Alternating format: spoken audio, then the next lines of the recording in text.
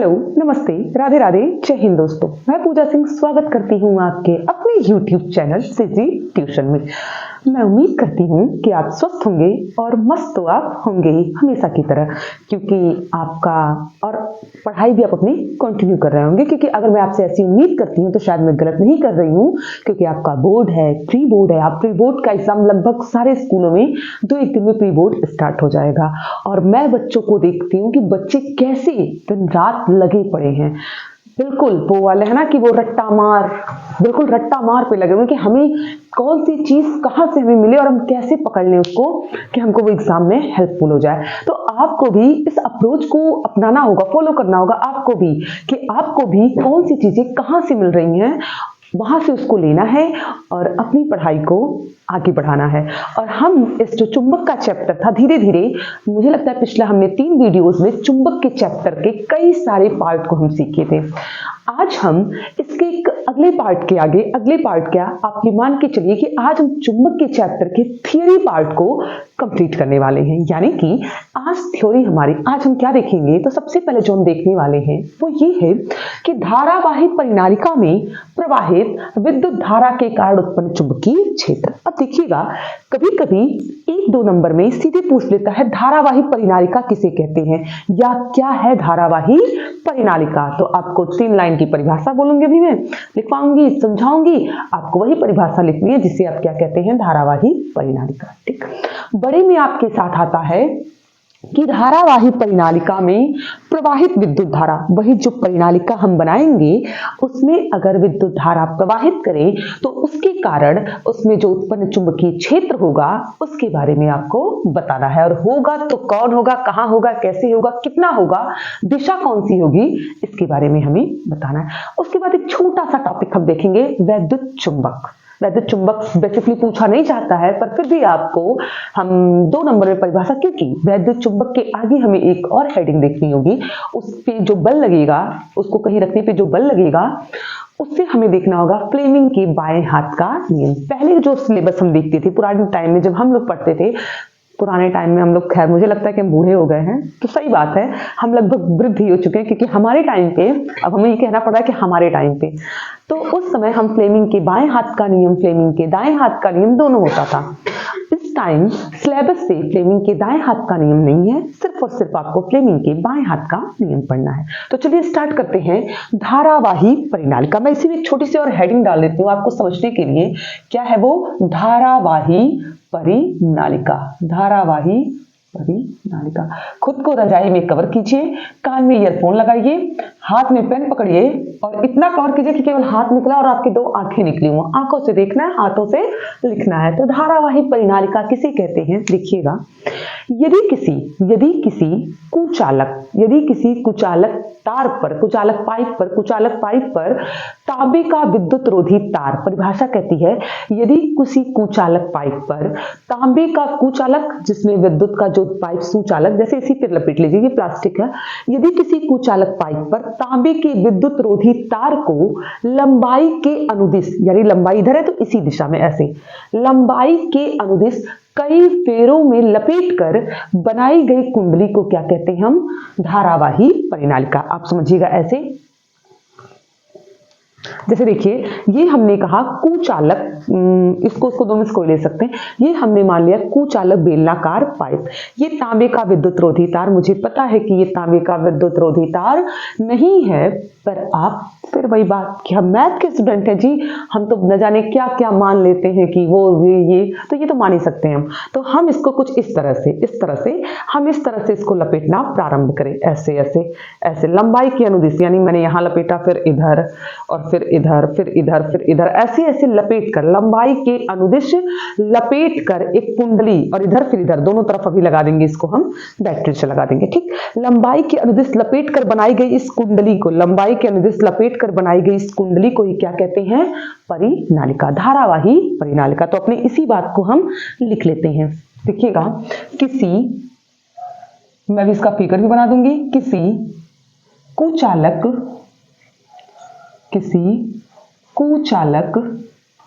Pipe के ऊपर, किसी कुचालक पाइप के ऊपर तांबे के तांबे के विद्युत रोधी, तांबे के विद्युत रोधी, तांबे के विद्युत रोधी तार को, तांबे के विद्युत रोधी तार को लंबाई के अनुदिश, लंबाई जो मैं लिख रही हूं मैं आपको समझाई हूं मैंने, लंबाई के अनुदिश,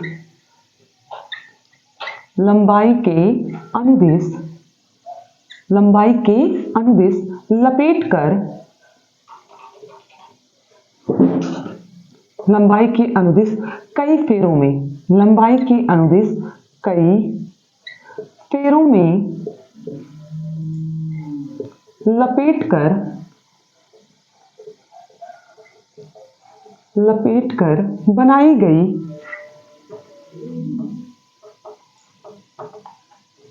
बनाई गई कुंडली को,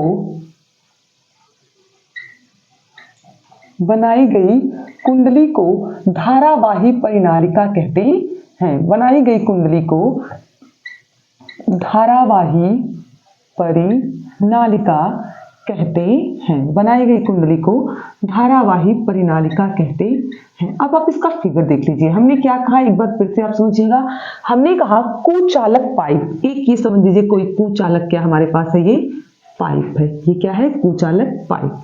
ये रहा कुचालक पाइप। तो हमने कहा किसी कुचालक पाइप के ऊपर किसका तार, जी तांबे का तार। किसका तार, तांबे का। मान लेते कि ये तार यहां से गया था और यहां से ये तार यहां आया, फिर ये तार यहां आया, फिर ये तार यहां आया, मतलब ये ऐसे ऐसे लपेट रहा है ना, तो आगे वाले पार्ट को कहां दिखाएंगे, जो पीछे जा रहा है। ये तार आप ऐसे फिगर ड्रॉ करेंगे, ये तार यहां आया, ये यहां, ये यहां, ये यहां, और ये फिर ये यहां से जब ऊपर गया तो ये फिर यहां आया। ठीक, आपने इसको यहाँ पे दिखाया।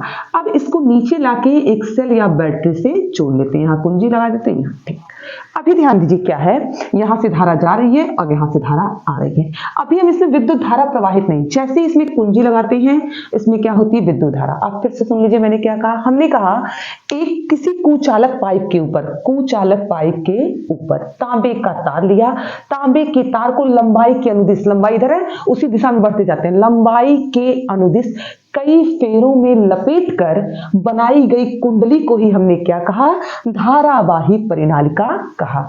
जब इसी धारावाही परिनालिका को, अब अगर आपसे परिभाषा पूछे तो आप चुपचाप से आंख बंद करेंगे। आंख बंद करेंगे तो कैसे पेपर लिखेंगे, आंख खुली रखिएगा। आप धारावाही परिनालिका की ये परिभाषा लिखेंगे और ये फिगर बना देंगे, आपको एग्जामिनर 2 नंबर दे देगा। ठीक, अब हमें क्या देखना है, अब हमें देखना है कि इसके कारण उत्पन्न चुंबकीय क्षेत्र कैसे है। तो आप थोड़ा सा समझ लीजिए फिर हम आगे। जैसे ही हम इसमें कुंजी लगाते हैं, ठीक, जैसे इसमें कुंजी लगाते हैं इसमें विद्युत धारा प्रवाहित होने लगती है। और ये पूरी ऐसे ऐसे वायर पे विद्युत धारा जाती जाती जाती यहां से आके इधर प्रवेश कर जाती है। जब इसमें विद्युत धारा प्रवाहित होती है, यानी जब चालक तार में विद्युत धारा प्रवाहित होती है तो इसके कारण इसके चारों ओर एक चुंबकीय क्षेत्र, क्योंकि इतने देर से हम यही पढ़ते आ रहे हैं कि जब किसी धारावाही चालक में विद्युत धारा प्रवाहित होगी तो उसके चारों ओर चुंबकीय क्षेत्र उत्पन्न हो जाता है। बिल्कुल सही, चुंबकीय क्षेत्र उत्पन्न हो जाता है।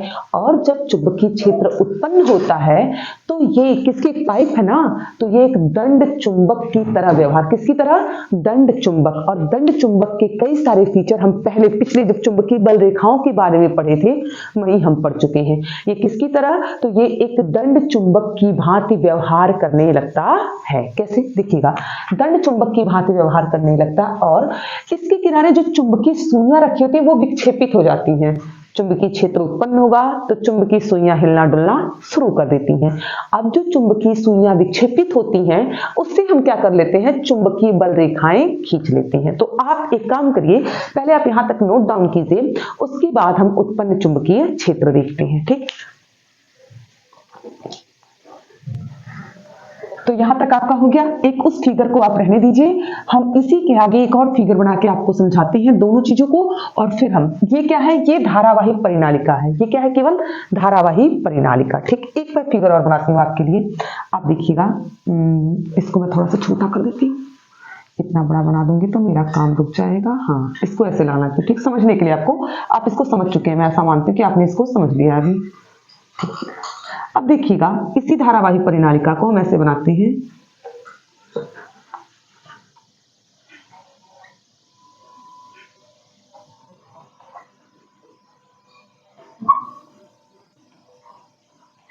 ये रही धारावाही परिनालिका। और इसमें हम क्या करते हैं, विद्युत धारा जोड़ने के लिए यहाँ पे बैटरी या सेल लगा लेते हैं। मान लीजिए सेल लगा लेते हैं, यहाँ पे हम कुंजी लगा लेते हैं और यहाँ ये रही हमारा वायर। ठीक, ये उसी तार को हमने क्या किया, इस पे लपेट दिया है।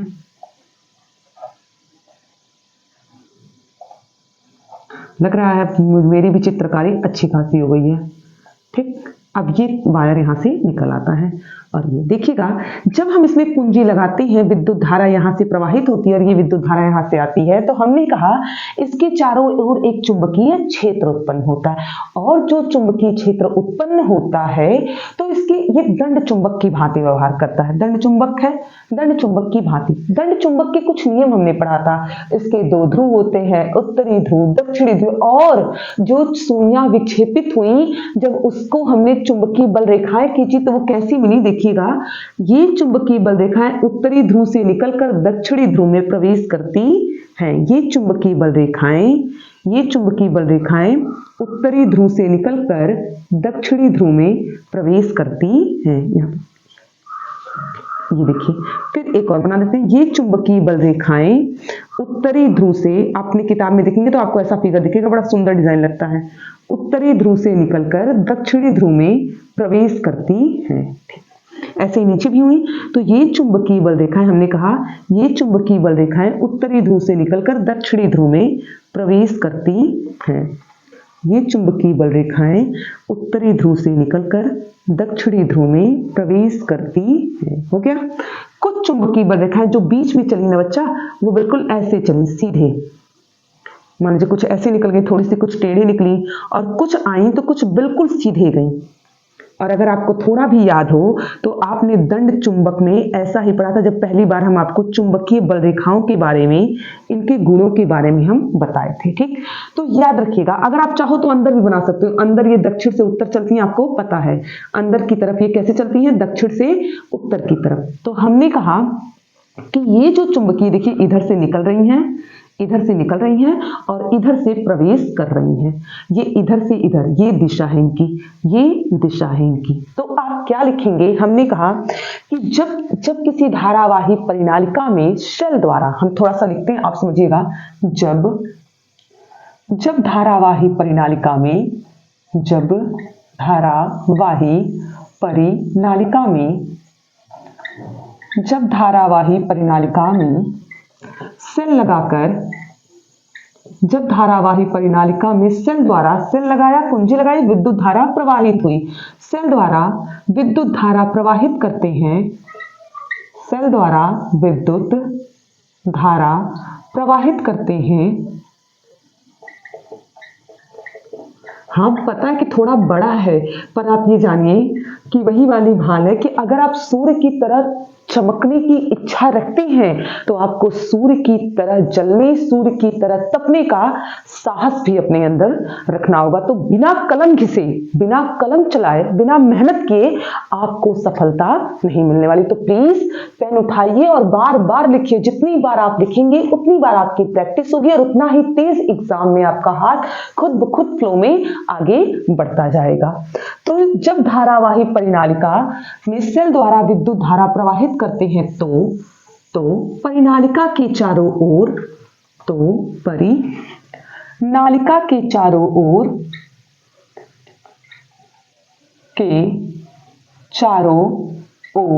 तो परिनालिका के चारों ओर चुंबकीय क्षेत्र उत्पन्न हो जाता है।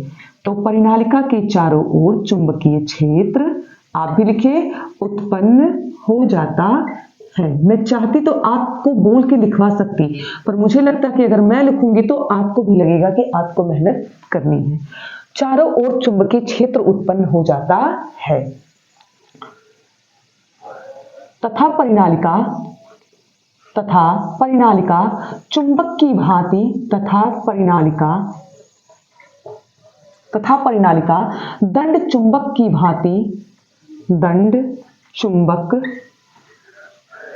की भांति व्यवहार करने लगती है। दंड चुंबक की भांति व्यवहार करने लगती है।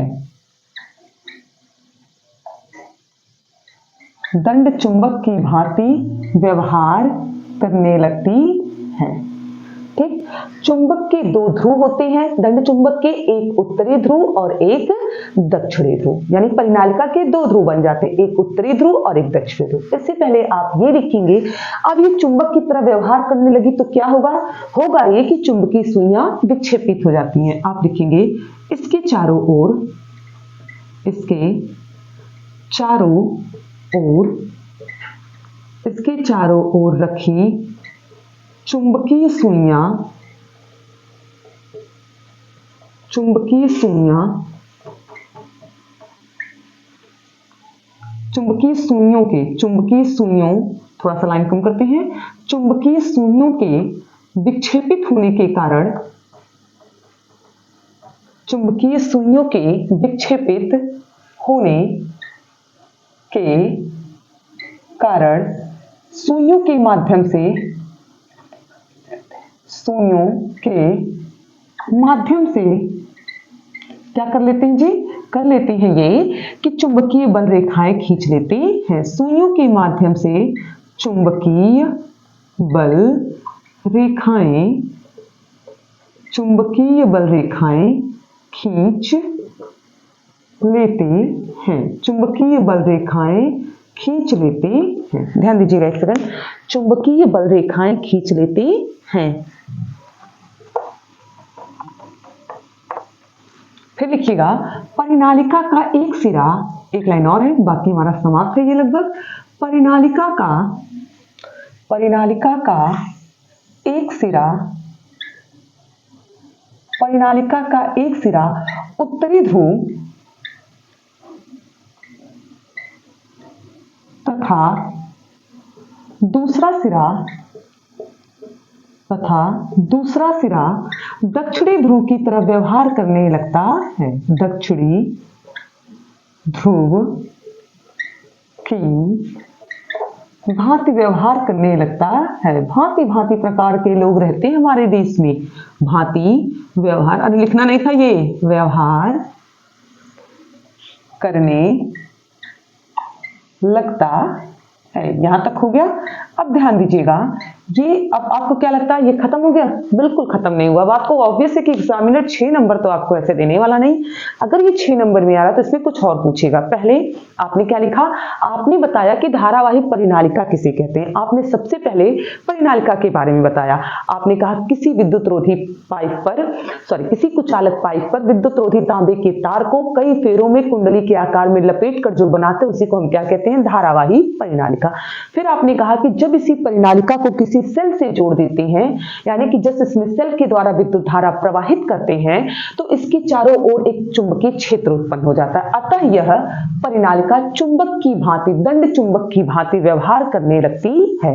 उत्पन्न चुंबकीय क्षेत्र के कारण जो चुंबकीय सुइयां हैं वो विक्षेपित हो जाती हैं और सुइयों के आधार पर ही हम चुंबकीय बल रेखाएं खींच लेते हैं। क्या पता चला, ये चुंबकीय बल रेखाएं, ये जो दंड चुंबक की भांति व्यवहार कर रहा है, इसका एक सिरा उत्तरी ध्रुव और दूसरा सिरा दक्षिणी ध्रुव की तरफ व्यवहार करने लगता है। ये चुंबकीय बल रेखाएं उत्तरी ध्रुव से निकलती और दक्षिणी ध्रुव में प्रवेश करती है। ये हम पहले वीडियो में जब चुंबकीय बल रेखाओं के बारे में पढ़ा है हमने वहीं इसको देखा है कि ये चुंबकीय बल रेखाएं उत्तरी ध्रुव से निकलकर दक्षिणी ध्रुव में और चुंबक के अंदर दक्षिण से उत्तर की ओर चलती हैं। ठीक, और फिर हमने कहा कि ये बीचों बीच जो बीच की रेखाएं वो बिल्कुल सीधे समांतर चलती हैं। यहां तक हुआ। अब कब चुंबकीय क्षेत्र ज्यादा होगा, कब कम होगा, मुश्किल से 2 लाइन और है, हम लिखते हैं। ऑब्वियस है कि 6 नंबर हमें पाना है तो थोड़ी सी मेहनत करनी पड़ेगी, तो आप इसको नोट डाउन कीजिए। फिर हम इसको लिख लेते हैं, चुंबकीय क्षेत्र की तीव्रता या चुंबकीय क्षेत्र किन किन बातों पर निर्भर करता है।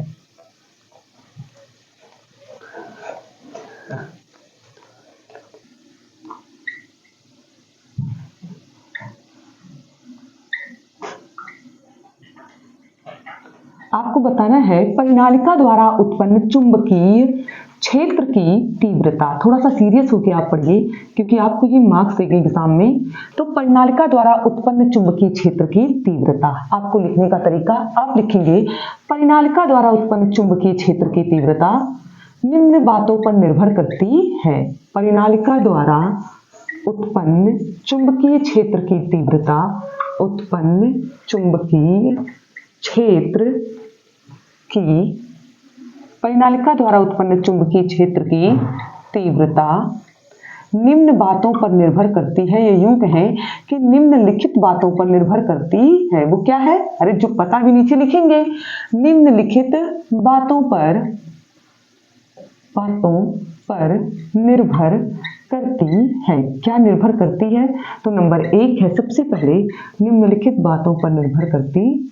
सबसे पहला पॉइंट है, आप लिखेंगे कि उत्पन्न चुंबकीय क्षेत्र की तीव्रता परिनालिका में लपेटे गए तारों की संख्या पर निर्भर या फेरों की संख्या पर निर्भर करती है, यानी कि फेरों की संख्या के अनुक्रमानुपाती होती है। क्या कहा आपने? आपने कहा कि उत्पन्न चुंबकीय क्षेत्र की जो तीव्रता है वो किस पर निर्भर करती है? परिनालिका में लपेटे गए तारों के फेरों की संख्या पर। तो आप लिखेंगे नंबर 1, परिनालिका द्वारा उत्पन्न चुंबकीय क्षेत्र, परिनालिका द्वारा उत्पन्न चुंबकीय क्षेत्र फेरों की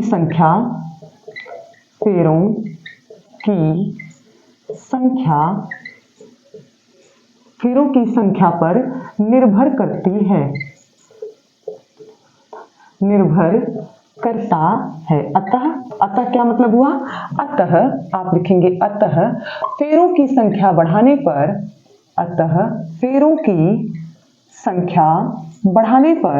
चुंबकीय क्षेत्र बढ़ जाता है। अतः फेरों की संख्या बढ़ाने पर चुंबकीय क्षेत्र बढ़ जाता है।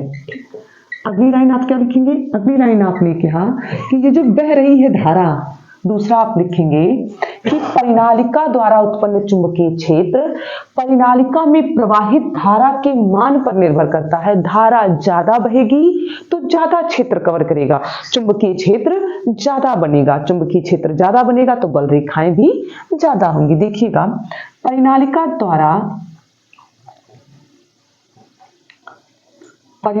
द्वारा उत्पन्न चुंबकीय क्षेत्र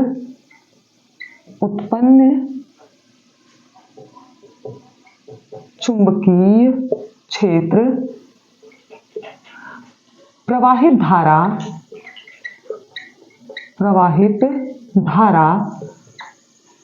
के मान पर निर्भर करता है। प्रवाहित धारा के मान पर निर्भर करता है, निर्भर करता है। मतलब आप लिखेंगे अतः धारा बढ़ाने पर, अतः धारा का मान बढ़ाने पर, अतः धारा का मान बढ़ाने पर चुंबकीय क्षेत्र का मान भी बढ़ जाता है। चुंबकीय क्षेत्र का मान भी बढ़ जाता है, चुंबकीय क्षेत्र का मान भी बढ़ जाता है। तीसरा किस पर निर्भर करता है? तो तीसरा पॉइंट आप लिखेंगे क्रोड पर। किस पर? क्रोड पर। क्रोड क्या है? क्रोड पर निर्भरता। क्रोड पर निर्भरता क्या है? देखिएगा, ये जो धारावाहिक चालक जो पाइप हम लिए हैं, जिस पाइप के ऊपर हमने इतने देर से तांबे की तार इतना देर से जो सारा खेला कर रहे हैं, वो इस पाइप के ऊपर ही तो कर रहे हैं।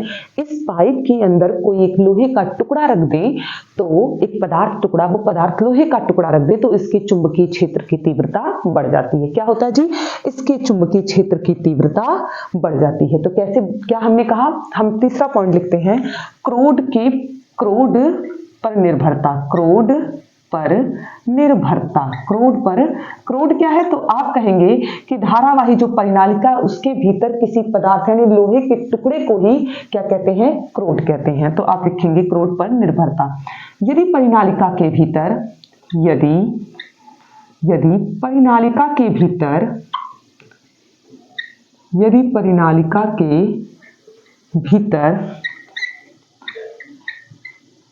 उत्पन्न चुंबकीय क्षेत्र में यदि परिनालिका के भीतर लोहे का टुकड़ा रख दें तो परिनालिका का चुंबकीय क्षेत्र बढ़ जाता है। तो परिनालिका के चारों ओर उत्पन्न चुंबकीय क्षेत्र का मान बढ़ जाता है। क्या पढ़ा आपने? अब देखिए ये हुआ हमारा पूरा क्वेश्चन कंप्लीट। सबसे पहले आपने कहा परिनालिका के बारे में, फिर आपने बताया कि परिनालिका में जब धारा प्रवाहित करते तो चारों ओर चुंबकीय क्षेत्र उत्पन्न होता है जिससे चुंबकीय सुइयां विक्षेपित हो जाती हैं और उन्हीं सुइयों के माध्यम से हम चुंबकीय बल रेखाएं खींच लेते हैं। फिर इन बल रेखाओं के क्या क्या गुण है? हमने कहा परिनालिका द्वारा उत्पन्न चुंबकीय क्षेत्र की तीव्रता कैसे कैसे है। तो हमने सबसे पहला पॉइंट कहा परिनालिका द्वारा उत्पन्न चुंबकीय क्षेत्र की तीव्रता निम्नलिखित बातों पर निर्भर करती है। सबसे पहली बात, परिनालिका द्वारा उत्पन्न चुंबकीय क्षेत्र फेरों की संख्या पर, तार के फेरों की संख्या पर निर्भर करता है। यानी कि फेरों की संख्या बढ़ाने पर चुंबकीय क्षेत्र बढ़ जाता है। ज्यादा फेरे रहेंगे तो चुंबकीय क्षेत्र ज्यादा होगा। ठीक। दूसरा हमने कहा परिनालिका द्वारा उत्पन्न चुंबकीय क्षेत्र प्रवाहित धारा के मान पर निर्भर करती है। ज्यादा धारा बहेगी, अरे खूब चौड़ी सी नाली में ढेर सारा पानी बहाइए तो ज्यादा खेत सिंचाएगा ना आपका। पतली सी नाली में थोड़ा थोड़ा पानी बहाएंगे तो क्या ही खेत सिंचा जाएगा। अब घर के मोटर से, जो घर में आपकी मोटर जिसको आप टुल्लू पंप बोलते हैं, उससे आप खेत की सिंचाई तो नहीं कर सकते 10 बीघा। उसके लिए आपको बड़ा वाला मोटर, बड़ी वाली पाइप लगानी पड़ती है। तो सेम वही चीज है कि ज्यादा धारा का मान होगा तो ज्यादा उत्पन्न चुंबकीय क्षेत्र होगा। ठीक। तीसरा हमने कहा क्रोध पर निर्भरता। यदि परिनालिका के भीतर लोहे का टुकड़ा, इसी के अंदर कोई लोहे का टुकड़ा रख देंगे तो इसकी चुंबकीय क्षेत्र की तीव्रता बढ़ जाती है, ज्यादा चुंबकीय क्षेत्र को कवर करता है। ठीक। तो ये पूरा रहा। इतने देर से जो हमने कहा, आप ये मान के चलिए अगर पेपर में आ गया तो कोई न्यूमेरिकल नहीं है, सिर्फ और सिर्फ हिंदी थियरी लिखना है और आपका ये 6 नंबर आपके सामने। अब देखते हैं विद्युत चुंबक, तो इसको नोट डाउन कीजिए। उसके बाद हम आगे बढ़ते हैं विद्युत चुंबक की ओर। देखिएगा हमारा अगला पॉइंट है वैद्युत चुंबक। वैद्युत चुंबक क्या है? तो हमने कहा परिनालिका के भीतर। अच्छा, वैसे सबसे पहले ये सोचते हैं कि इस वैद्युत चुंबक की जरूरत क्या पड़ गई। तो आपने रेलवे ट्रैक पे देखा होगा बड़ी बड़ी लाइन, बड़े बड़े लोहे रखे होते हैं, बड़े बड़े पुल जो ऊपर जो पुल के ऊपर ट्रेनें जाती हैं उसके ऊपर लगे थे। मैं सच में बता रही हूँ, बचपन से यही सोचती थी यार इतने ऊपर ये लोहा, इतने बड़े बड़े। फिल्मों में देखिए वो जब दिखाता है गुंडे उंडे छुपे रहते, हीरोइन को हीरो ढूंढता है, अधिकतर वैसी जगहों का दिखाता है जहां बड़े बड़े वो ट्रक वगैरह होते हैं जहां माल को ऐसे लोड किया जाता है। और ऐसे, और आपने देखा होगा समुद्र से माल को ऐसे, वो कुछ ऐसा होता है जो ऐसे चपक के उसको उठा के ले आता है फिर यहाँ रख देता है, जेसीबी किरान जैसा। तो ऐसे चीजों में चुंबक का प्रयोग करते हैं। ये कृत्रिम चुंबक, क्योंकि मैंने सबसे पहले पॉइंट में आप देखिए मैंने आपको बताया था कि जितना शक्तिशाली कृत्रिम चुंबक होता है उतना शक्तिशाली प्राकृतिक चुंबक नहीं होता। तो इन चुंबक को जो बनाते हैं हम ऐसे लगा देते हैं, ये टक से चिपकाते हैं इनको और उठा के स्विच ऐसे हटा लेते हैं, यानी कि इलेक्ट्रिसिटी हमने काट दी, वो टप से वहां पे गिरा देते हैं। तुरंत ये चिपकाकर तुरंत छोड़ने का भी ये काम करते हैं। पकड़ के खींचना नहीं पड़ता नीचे से कि एक आदमी पकड़ के खींचेगा, छोड़ो नीचे लाना है, छोड़ो नहीं, वो खुद से विद्युत धारा प्रवाहित की, चुंबकीय क्षेत्र उत्पन्न हुआ, खट से उसको खींचे और जैसे स्विच हमने ऑफ की, विद्युत धारा बंद हुई, चुंबकीय क्षेत्र कट गया और वो चीजें वहीं पे जहां रखना होता वहीं ढंग से पड़ जाती हैं। तो इसके लिए हमें किसकी जरूरत पड़ी? वैद्युत चुंबक की।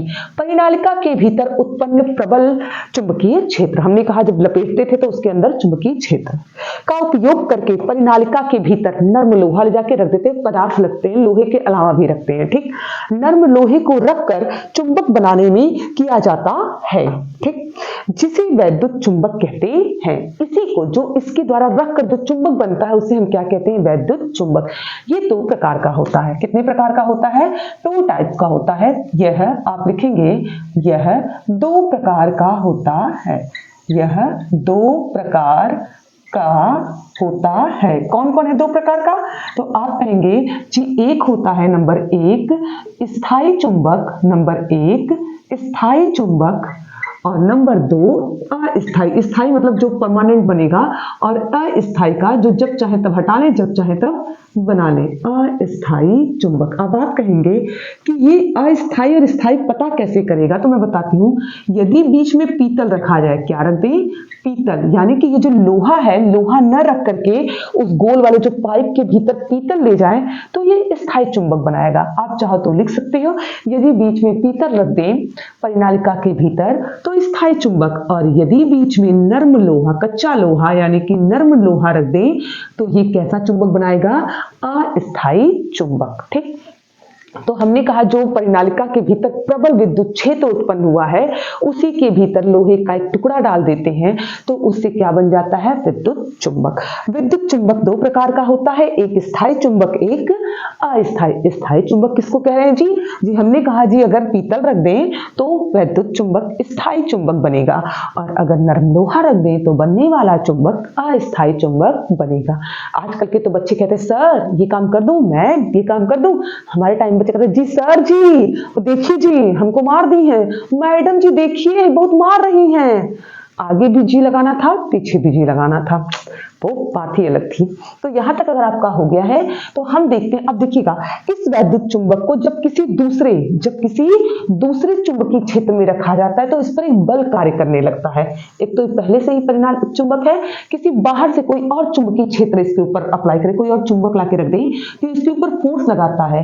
ये फोर्स कैसे, कितना और कहां लगेगा, इसको ज्ञात करने का एक लास्ट हेडिंग हमारी बची हुई है, लास्ट पॉइंट है। हम चैप्टर के बिल्कुल समापन पे, तो आप हिम्मत रखिए, थोड़ी सी क्लास बड़ी हो रही है मैं जानती हूं, पर ऑब्वियस है कि एक टॉपिक के लिए अब आगे तो क्लास नहीं कर सकते, तो इसी में इसको खत्म कर लेते हैं। यहां तक नोट डाउन कीजिए, हम आगे के हेडिंग्स को देखते हैं। अब हमारा टॉपिक है चुंबकीय क्षेत्र में किसी धारावाही चालक पर लगने वाला बल। अब आप कहेंगे कि हम इतने देर से यही पढ़ रहे हैं कि यदि किसी धारावाही चालक तार में विद्युत धारा प्रवाहित करें तो इसके चारों ओर एक चुंबकीय क्षेत्र उत्पन्न हो जाता है। तो इसमें नया क्या है, नया है क्या है, वो ये है कि इसका वाला चुंबकीय क्षेत्र नहीं, इसके अलावा बाहर से एक चुंबक ले आए।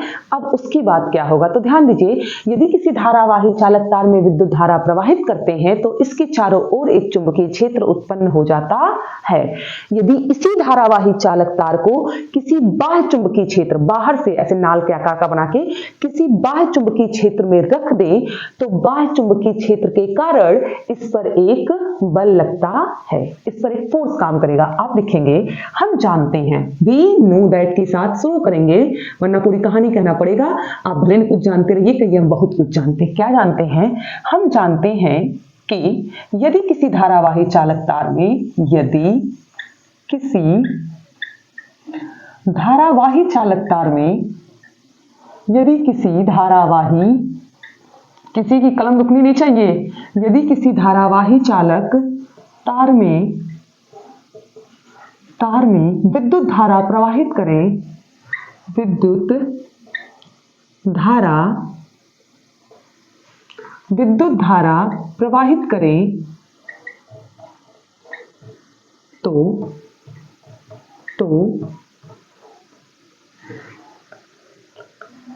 चालक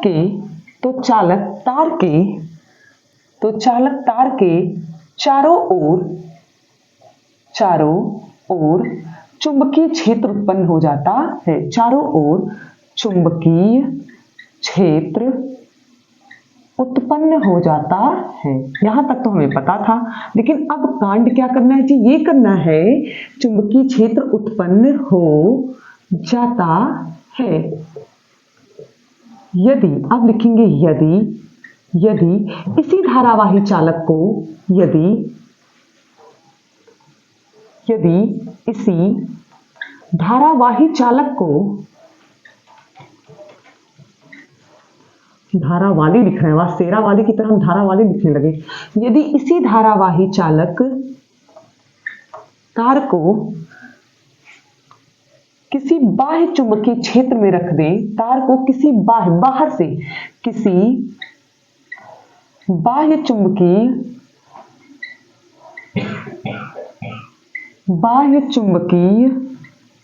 क्षेत्र में रख दें, किसी बाह्य चुंबकीय क्षेत्र में रख दें तो तो बाहर से इस पर चुंबक एक बल कार्य करता है। तो बाह्य चुंबकीय क्षेत्र के कारण, तो बाह्य चुंबकीय क्षेत्र के कारण चालक पर बल लगता है, चालक पर बल लगता है। ठीक, यहां तक की कहानी कंप्लीट हुई। अब हम कहते हैं लगने वाले बल की दिशा, यही से कहानी शुरू होती जी। लगने वाले बल की दिशा, बल जो लग रहा है कहां से कहां लगेगा, इधर से इधर या उधर से इधर, कैसे? तो लगने वाले बल की दिशा को ज्ञात करने के लिए, बल की दिशा को ज्ञात करने के लिए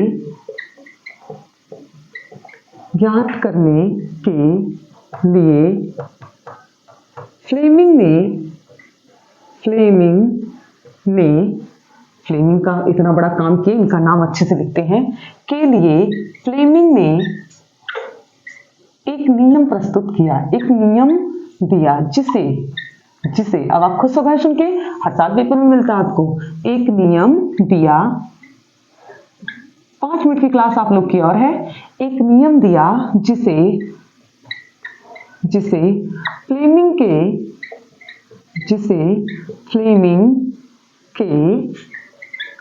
के बाएं हाथ का नियम कहते हैं। जिसे फ्लेमिंग के बाएं हाथ, इसका चित्र भी बनाना है आप लोगों को।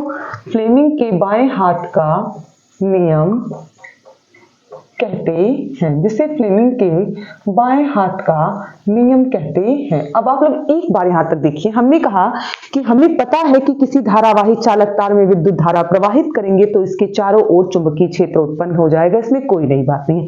लेकिन इसी को चुंबकीय क्षेत्र उत्पन्न हो गया, उसके बाद इसको किसी नए चुंबक के पास ले जाते हैं, तो ये जो बाहर वाला दूसरा चुंबक है, इसके कारण उस पर बल कार्य करता है। वो बल की दिशा क्या होगी, उस दिशा को ज्ञात करने के लिए एक महोदय थे, उनका नाम था फ्लेमिंग, जिन्होंने एक नियम दिया जिसे क्या कहते हैं हम, फ्लेमिंग के बाएं हाथ का नियम। ठीक, फ्लेमिंग के बाएं हाथ का नियम देने के लिए फ्लेमिंग ने अपना बायां हाथ दिया, क्या करने के लिए, रिश्ता पक्का करने के लिए नहीं, नियम बताने के लिए। जैसे मैं अपना हाथ आपको देती हूं, क्या करने के लिए, फ्लेमिंग का नियम बताने के लिए। तो आप सब अपना अपना हाथ आगे लाइए, और क्या, किस लिए, कुछ मांगना नहीं है, हाथ आगे लाइए और आप फ्लेमिंग के नियम को समझ। तो एक बार प्लीज इसको नोट डाउन कर लीजिए, फिगर बनाते हैं और फ्लेमिंग के बाएं हाथ का नियम लिख लेते हैं। नोट डाउन कीजिए इसको आप। देखिएगा, हमने कहा कि जो लगने वाला बल है उसकी दिशा ज्ञात करने के लिए फ्लेमिंग ने अपने बाएं हाथ का नियम दिया। तो क्या बाएं हाथ का नियम है, फ्लेमिंग ने कहा, ध्यान सुनिएगा, फ्लेमिंग ने कहा यदि हम अपने बाएं हाथ की उंगलियों को, पीटी नहीं करना है, यदि हम अपने बाएं हाथ की उंगलियों को इस प्रकार फैलाएं, किस प्रकार जी, इस प्रकार फैलाएं कि तर्जनी, मध्यमा और अंगूठा परस्पर लंबवत हो, तीनों परस्पर क्या हो, लंबवत, यानी देखिए तीनों के बीच, अर्थात तीनों के बीच बनने वाला कोण 90 डिग्री, 90 डिग्री का कोण बने तो, बाद में समझते हैं। फिर हमने कहा, क्या कहा, हमने नहीं कहा, फ्लेमिंग ने कहा यदि हम अपने बाएं हाथ की उंगलियों को इस प्रकार फैलाएं कि तर्जनी, मध्यमा और अंगूठा तीनों परस्पर लंबवत हों। देखिए यहां 90 डिग्री का कोण, यहां देखिए 90 डिग्री का, और इसको अगर इधर लगा दे तब इनके बीच भी 90 डिग्री का कोण ही है। तीनों के बीच बनने वाला कोण 90 डिग्री, अर्थात तीनों एक दूसरे के लंबवत हों। तो इस दशा में यदि, देखिए चित्र हम ऐसे बना रहे हैं, देखिए ऐसे चित्र बनाने की कोशिश कर रहे हैं, मतलब हमने ऐसे बनाया, ये ऐसे बना हुआ, ऐसे ये चित्र है, ये है, ये नीचे वाली है और ये अंगूठा ऐसे, ठीक, ये ऐसे बना हुआ ये चित्र आपका।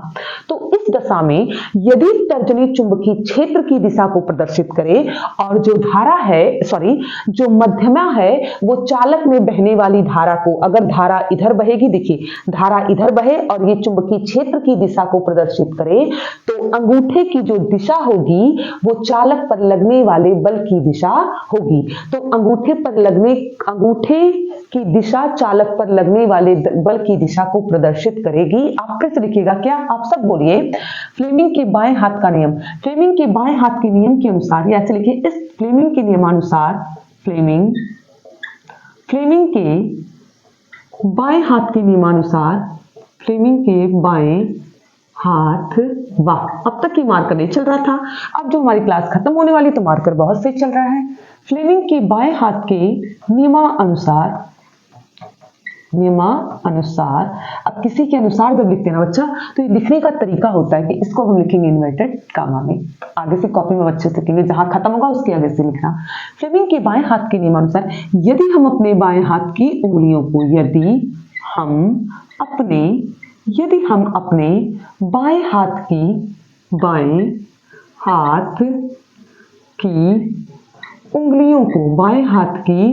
उंगलियों को इस प्रकार फैलाएं। चित्र आपको ऐसे ही बनाना है, प्लीज चित्र बनाना आप सीख लीजिएगा। इस प्रकार फैलाएं। किस प्रकार जी? जैसे अभी मैंने आपको दिखाया था। इस प्रकार फैलाएं कि तर्जनी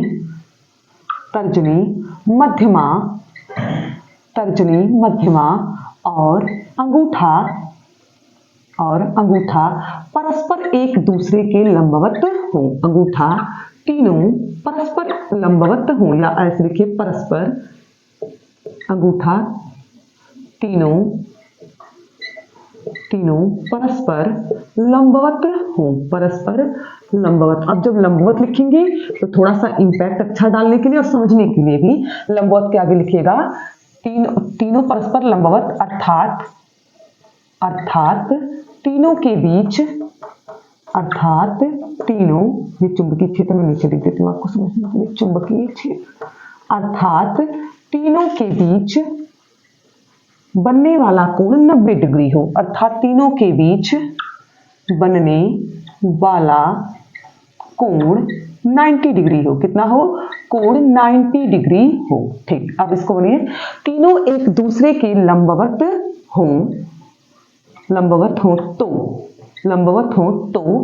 तो तर्जनी,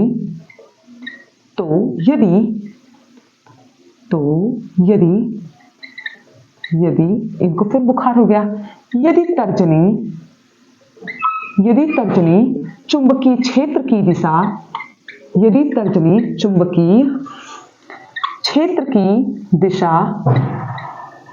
को प्रदर्शित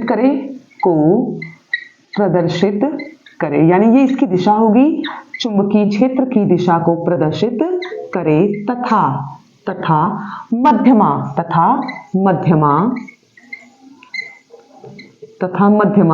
प्रवाहित धारा की दिशा को प्रदर्शित करे, मध्यमा प्रवाहित धारा की दिशा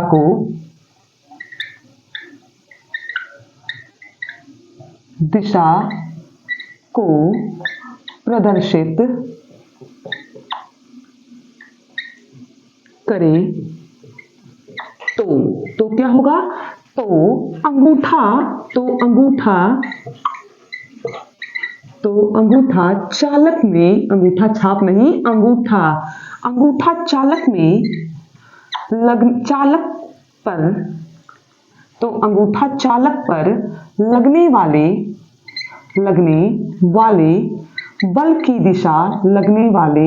बल की दिशा को प्रदर्शित करेगा, दिशा को प्रदर्शित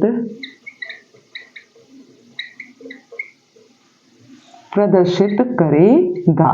ठीक, आपने क्या कहा? हमने फिर एक बात मैं आपसे दोहराती हूँ। हमने कहा फ्लेमिंग के बाएं हाथ के नियमानुसार, यदि हम बाएं हाथ की उंगली को इस प्रकार फैलाएं कि तर्जनी, मध्यमा और अंगूठा तीनों एक दूसरे के लंबवत हो, अर्थात तीनों के बीच बनने वाला कोण 90 डिग्री हो, इस दशा में यदि तर्जनी चुंबकीय क्षेत्र की दिशा, मध्यमा प्रवाहित धारा की दिशा को प्रदर्शित करे, तो अंगूठा चालक पर लगने वाले बल की, आपको बस इतना याद रखना है, चुंबकीय क्षेत्र, धारा और लगने वाले बल की दिशा को प्रदर्शित करेगा। हमने क्या? तो ये रहा फ्लेमिंग के बाएं हाथ का नियम, जो कि परीक्षा के लिए महा मोस्ट इंपॉर्टेंट क्वेश्चन है। आप लिखिएगा उसके आगे वेरी महा मोस्ट इंपॉर्टेंट, जो हमें इंपॉर्टेंट ना, हमें ऐसा लगता है वेरी महा मोस्ट इंपॉर्टेंट क्वेश्चन। तो फ्लेमिंग की बाएं हाथ का हमने क्या देखा, हमने धारावाही परिनालिका देखा। परिनालिका के अंदर हमने विद्युत धारा प्रवाहित की तो विद्युत क्षेत्र उत्पन्न हुआ। विद्युत क्षेत्र में क्या किस पर उसकी निर्भरता थी उसको हमने देखा। फिर हमने विद्युत चुंबक बनाया, कैसे विद्युत चुंबक उसको देखा। फिर हमने कहा कि चुंबकीय क्षेत्र में किसी धारावाही चालक पर लगने वाला बल, जब बाहर से कोई चुंबकीय क्षेत्र ले आते, कोई चुंबक ले आते हैं तो उस पर एक बल कार्य करता है। उस बल की दिशा किधर से किधर होगी उसी को ज्ञात करने के लिए फ्लेमिंग ने एक नियम दिया जिसे हमने कहा फ्लेमिंग के बाएं हाथ का नियम। और फिर हमने सीखा फ्लेमिंग के बाएं हाथ का नियम। मैं मानती हूं कि आज की क्लास थोड़ी सी बड़ी है, पर आपको ऑब्वियस है कि बड़ी है तो आपको यही नंबर देने वाला है। क्यों? क्योंकि थ्योरी पॉइंट ज्यादा है। आप सब जानते हो कि आप अगर 2-4 बार पढ़ लिए, 2-3 बार आप लिख लिए तो आपको ये टॉपिक तैयार हो जाने हैं। एज कंपेयर टू न्यूमेरिकल्स और फॉर्मूले की अपेक्षा आपको ये ज्यादा आसानी से याद हो जाएंगे। तो प्लीज आप एक बार में, अगर आपको वीडियो, वैसे तो मुझे उम्मीद है कि आपको समझ में आएगी, अगर नहीं आती है तो प्लीज आप दोबारा वीडियो को देखें, चीजों को लिखें, नोट डाउन करें एज इट इज जैसे मैंने बोर्ड पे लिखा है। उसके बाद आप प्रैक्टिस करें और एग्जाम के लिए खुद को प्रिपेयर करें। क्लास को ज्यादा से ज्यादा शेयर करें, अपने क्लास के बाकी बच्चों में भी भेजें ताकि उनका भी ये टॉपिक तैयार हो सके और आप एक बढ़िया कॉम्पिटिटिव अपने लिए तैयार कर सकें। तो आपको क्लास कैसी लगी आप कमेंट बॉक्स में जरूर बताया करें। आपके कमेंट हमें इंस्पायर करते हैं और हम डेली कमेंट्स को आपके पढ़ते हैं कि आपने क्या लिखा है। तो आज की क्लास को यहीं खत्म करते हैं। धीरे धीरे हम चुंबक को समापन की ओर ले गए। Thank you.